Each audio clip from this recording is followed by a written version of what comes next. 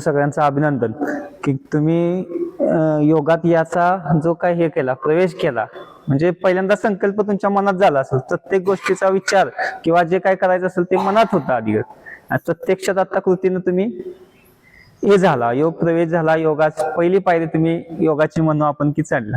आता इथनं पुढे महत्वाचं आहे की सराव होणं महत्वाचं आहे. उद्या लेखी परीक्षा आहे, सरांनी सांगितलं तसं.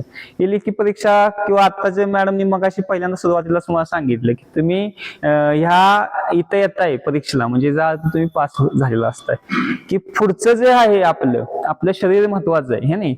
आपण एखाद्या नातेवाईकांना भेटायला हॉस्पिटलमध्ये जातो, त्यावेळेला बघत असतो शरीराचं काय हालत होती.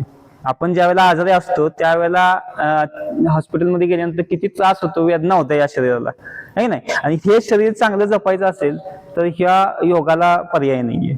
तर मी पहिल्यांदा सांगेन की जे सर आहेत तुमचे माये सर, अतिशय सुंदर त्यांनी शिकवलेलं आहे. ह्याच्या अगोदर त्यांचा वर्ग झाला होता 16 लोक, आणि तेही ग्रामीण भागाच्या अशा ह्याच्यात. खरं म्हणजे या ठिकाणी माने सरांनी, माने मॅडम असतील आणि कोमल मॅडम, या साखरे गावात अतिशय सुंदर अशा पद्धतीनं हे सगळं योगाचं हे चालवलेलं आहे. आपला ईश्वरपूर, जसं अण्णांचं स्वप्न आहे ईश्वरपूर हे एक योगाचं गाव व्हावं, आणि ह्या फक्त ईश्वरपूर पुरतं मर्यादित न राहता आपल्याला ह्या परिघाच्या भोवती अजून परिघ आपल्याला हा वाढवायचा आहे.